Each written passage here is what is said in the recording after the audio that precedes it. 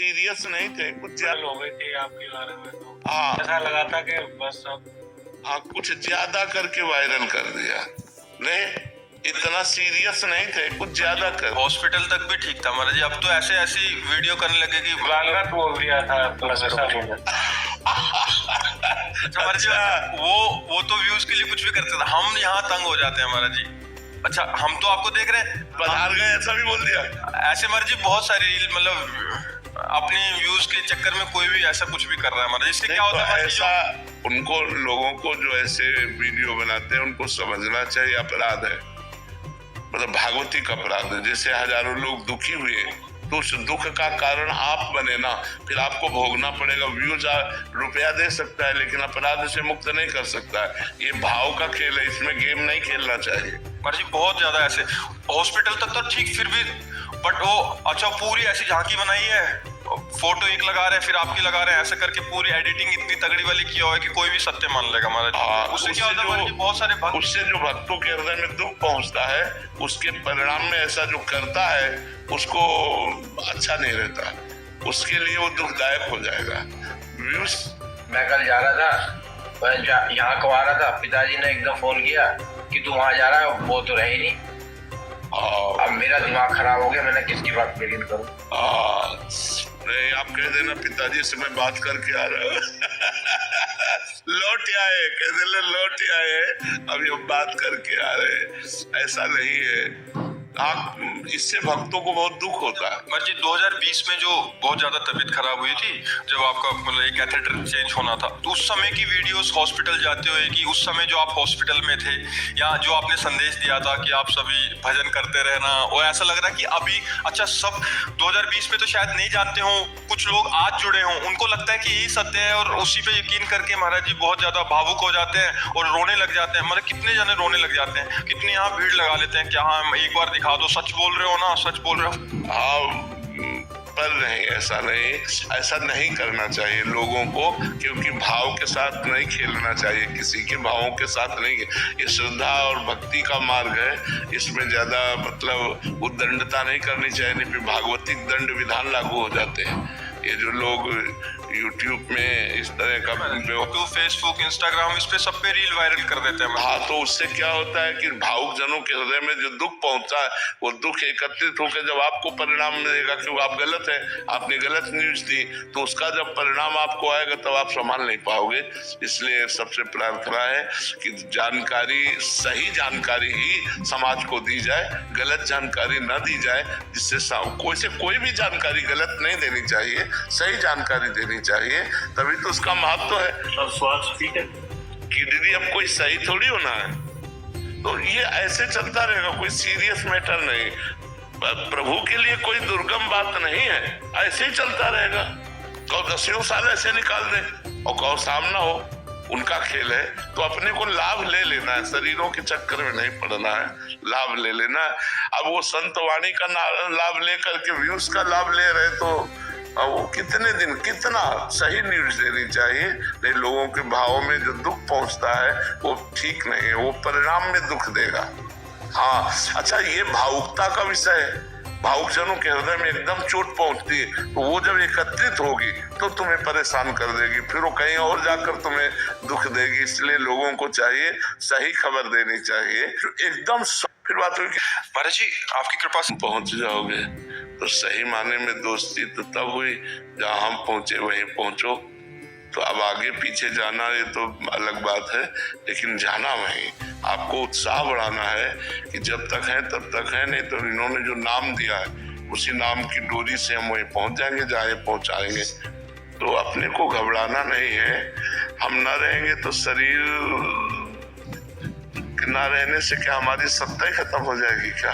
हम कोई विनाशी थोड़ी है, हमारा स्वरूप अविनाशी है। आप देखो, अभी हर समय हमारे पास नहीं रहते हो, लेकिन आप हमारी बात मानते हो, तो आपके दिमाग में हम रहते हैं कि नहीं रहते, विचार करके देखो।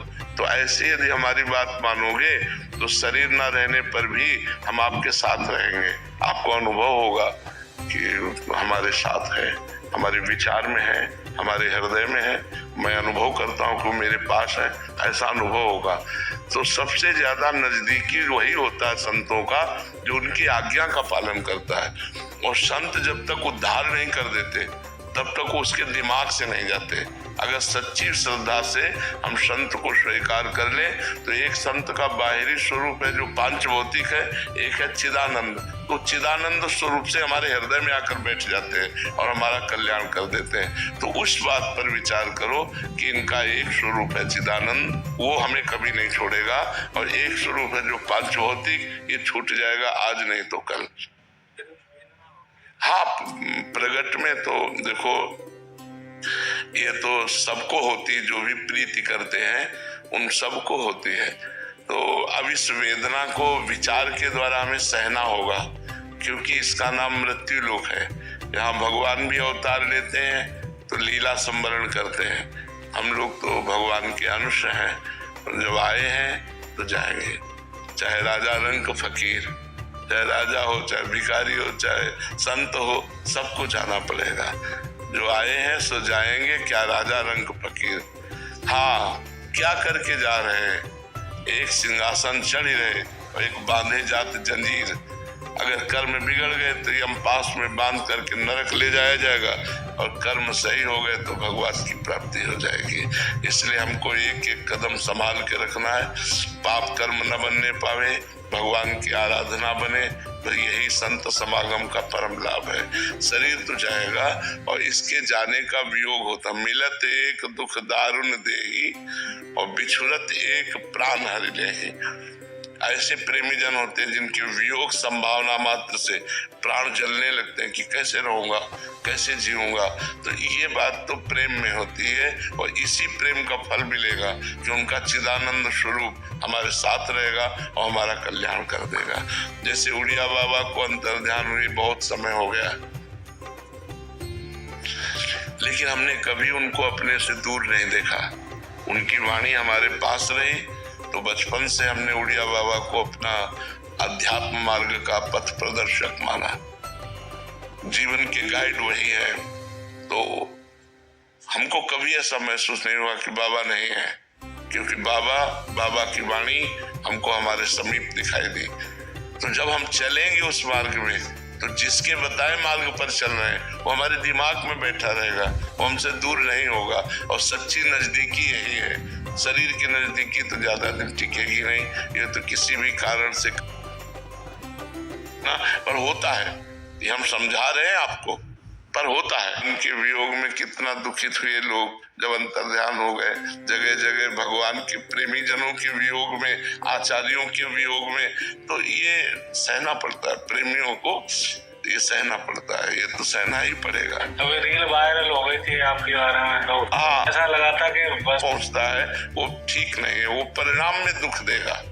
हाँ, अच्छा, ये भावुकता का विषय है। भावुक जनों के हृदय में एकदम चोट पहुंचती है, तो वो जब एकत्रित ज्ञानमुद्री में अपनो स्थान है। कहा कहूँ छवि आज की भले बने हो नाथ, तुलसी मस्तक जब नभे धनुष मार लियो हाथ।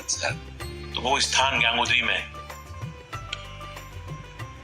तो अपने यहाँ जो ज्ञानमुद्री में तुलसीदास जी पधारे थे उस समय, और उस समय हर जगह केवल देखा उन्होंने आकर कि राधा राधा रटते हैं आग ढाका रुकेर तुलसी या ब्रज भूमि में कहा राम सोवे। यदि हम उसका दशांश दान करें, जैसे 100 रुपया में किसी ने दान किया, और 10 रुपया एक गोलक में डाल दिए, फिर 100 रुपया है तो 10 रुपया डाल, और जब वो 100 रुपया हुए तो किसी गौशाला में दे दिया, तो बात बन सकती है। ऐसा करना चाहिए, पर प्राय ऐसा नहीं करते। तो हमें लगता है अगर उपरोहित कर्म करे तो सांगोपांग अनुष्ठान करे, और जो दक्षिणा मिले उसका दशांश भगवत कार्यों में खर्चा करे। खुद भगवान का उत्सव करे, संत समागम करे, संतों को भोजन पावे, गौ सेवा करे। ऐसे धर्मार्थ कार्य करने चाहिए, तो नाम जप में उन्नति होगी। नहीं तो फिर वो बुद्धि धीरे धीरे लोभ ग्रसित हो जाती है। ऋषि मुनि सब अनुष्ठान कराते रहे हैं, और ये ब्रह्म ऋषियों का कार्य है करवाना, पर वो अनुष्ठान में चूक कर देते हैं कि जो अनुष्ठान जितना जैसे होना चाहिए सांगोपांग नहीं हुआ, हमने दक्षिणा ले ली तो वो दक्षिणा हमारी बुद्धि को दूषित कर देगी, इसलिए बहुत संभल के। तो जैसे कच्चा अन्न भी आता है और धनराशि भी आती है, तो धनराशि तो चलो अब आपने बताया ही है, उसमें से हम कच्चा अन्न भी आता है पक्का। हाँ, तो रोटी बनाओ, 5 रोटी निकालो, 1-2 रोटी छत में तोड़ के डाल दो कौवा के लिए, 1-2 रोटी गाय को खवा दो, 1-2 रोटी कुत्ते को खवा दो, हो गया। हम उसका विभाग करते हैं, 5 रोटी बनाओ, जहाँ 50 रोटी बनती 5 रोटी निकाल लिया, 1 पक्षियों को डाल दिया, 1 कुत्ते को डाल दिया, 2 गाय को पवा दिए, और कभी कोई संत महात्मा अतिथि आ गए उनको पवा दिए, ऐसे कर दिए। करना चाहिए, उसका हिस्सा बांटना चाहिए, आए हुए दान का हिस्सा बांटना चाहिए। कांति किशोर शर्मा जी आगरा से। राधे राधे महाराज, दिल्ली से। राधे राधे महाराज जी। महाराज जी, मैं कई हॉस्पिटल की संचालिका हूँ। सामाजिक सेवा के माध्यम से समाज में सकारात्मक परिवर्तन लाने के लिए आपके क्या विचार हैं? हमारे विचार पहले सकारात्मक होने चाहिए। जो हम सकारात्मक विचार वाले हैं तो हम सकारात्मक विचार ही फैला सकते हैं। अगर हमारे विचार नकारात्मक हैं तो हम सकारात्मक का नाटक कर सकते हैं, लेकिन सकारात्मकता नहीं ला सकते हैं। सकारात्मकता कब आएगी? जब हमारे अंदर शांति होगी, हृदय प्रसन्न होगा, तब पॉजिटिव विचारों का उत्थान होता है। जब हमारा हृदय चिंताग्रस्त होता है, भययुक्त होता है, विषाद युक्त होता है, तो नकारात्मक भावों का सृजन होता है, निगेटिव बातें हमारे अंदर आती है। तो हमारे अंदर भय न रहे, चिंता न रहे, शोक न रहे, हर समय उत्साह बना रहे, इसके लिए हमें क्या करना चाहिए? इसी से पॉजिटिव भाव आते हैं, निर्भयता से, निश्चिंतता से सकारात्मक भाव आते हैं। इसके लिए हमें भगवान की शरण में होकर भगवान का स्मरण करना चाहिए। जो भगवान की शरण में है और भगवान के स्मरण में है, उसके रोम रोम से पॉजिटिव विचार, संस्कार ये फैलते रहते हैं अपने। इसीलिए तो संतों का समागम किया जाता है। संतों का समागम क्यों किया जाता है? पॉजिटिव विचार के लिए। हम जितना उनके नजदीक जाते हैं, हमारे अंदर के निगेटिव विचार, निगेटिव क्रियाएं ये सब नष्ट हो जाती है, नकारात्मक सोच नष्ट हो जाती है। और जहाँ नकारात्मक सोच नष्ट हुई, हमारा हृदय आनंद से भर जाता है। और जब हम आनंद से भर जाएंगे तो हम जितनों को चाहेंगे उतना आनंद फैला सकते हैं। जब हमारे अंदर आनंद होगा तो सबको आनंद होगा। जब हमारे अंदर आनंद नहीं होगा तो हम आनंद की बात करेंगे लेकिन आनंद नहीं फैलेगा। इसलिए हमें चाहिए भगवान की शरण होकर भगवान का नाम जप करें, और जो उससे भी व्यवहार करें, जैसे मरीज है या कोई भी, उसमें भगवान की भावना करें कि इस रूप में मेरे भगवान है, तो हमारा पॉजिटिव विचार फैलने लगेगा। हमारे अंदर जो आनंद है वो फैलने लगेगा। हमारी बात से मरीज को सुख मिलने लगेगा, हमारी बात मात्र से लोगों को आनंद मिलने लगेगा। तो इसलिए हमें चाहिए भगवान की शरण होकर खूब भगवान की स्मरण करते हुए कार्य करना। डॉक्टर राहुल सारस्वत जी। महाराज जी आप कह रहे हैं कि आप इमरजेंसी मेडिसिन के विशेषज्ञ डॉक्टर हैं। महाराज जी ये कह रहे हैं कि मेरे पास अधिकांश रोगी गंभीर अवस्था में ही आते हैं। मेरे अथक प्रयासों के बावजूद भी अधिकांश रोगियों की मृत्यु हो जाती है, जिससे मैं बहुत असहज महसूस करता हूँ और कुछ समय के लिए परेशान हो जाता हूँ। ऐसी स्थिति को निपट परेशान होने की जरूरत नहीं, क्योंकि जन्म मृत्यु ये आपके हाथ में नहीं है। क्यों? डॉक्टर एक प्रयास कर सकता है लेकिन बचा नहीं सकता। वो मृत्यु का स्वामी नहीं है। जब मृत्यु चाहेगी तो उसको भी खा जाएगी। तो जो समय पूरा हो गया, मरीज आया आपके पास, आप अथक प्रयास कर लीजिए, वो नहीं बचेगा। तो इस विधान को आप समझ लेना। सुनो भरत भावी प्रवर, विलख कहो मुनिनाथ, हानि लाभ जीवन मरण जस अपजस विधि हाथ। ये विधि के हाथ में, आपके हाथ में नहीं। डॉक्टर हाथ नहीं लिखा, विधि हाथ, जन्म मरण विधि हाथ। तो आप प्रयास कीजिए, आपके प्रयास में कमी नहीं होनी चाहिए, प्रमाद नहीं होना चाहिए, बचाने का 100% उपाय होना चाहिए। अब इसके बाद नहीं बचता तो फिर भगवान की तरफ देखकर प्रणाम करो कि हमारा प्रयास लेकिन इसको जाना ही था, अब हम क्या कर सकते हैं। जो लोग नहीं जानते वो डॉक्टर को दोष देने लगते हैं कि डॉक्टर ने ऐसा, अगर आयु खत्म तो खत्म, चाहे वो डॉक्टर हो, चाहे मास्टर हो, चाहे महात्मा हो, चाहे दुरात्मा हो, आयु खत्म तो खत्म, फिर इसके बाद एक श्वास भी नहीं ले सकता। इस विधान को सबको जानना चाहिए। इस लोक का नाम मृत्यु लोक है, यहाँ सबकी मृत्यु निश्चित है, पहले से हमें नहीं पता है। तो अगर कोई सीरियस मरीज आता है, आप उसका उपचार करते हैं, फिर भी नहीं बचता है, तो आपको शोकित नहीं होना चाहिए, क्योंकि आपने अपना प्रयास कर लिया। परिणाम भगवान के हाथ में, प्रयास आपके हाथ में। प्रयास में कमी नहीं होनी चाहिए, परिणाम भगवान जाने। तो फिर आपको शोक नहीं करना चाहिए, क्योंकि जाना यहाँ सबको है।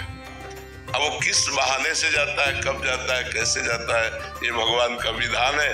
उसी विधान में आप एक सेवा में हैं। अंतिम समय आपके पास आया, बचने का समय है, तो आपका प्रयास सफल हो गया, और बचने का समय नहीं तो असफल हो गया, इसलिए आपको निराश नहीं होना चाहिए। जीवन की आध्यात्मिक एवं सामाजिक सेवा का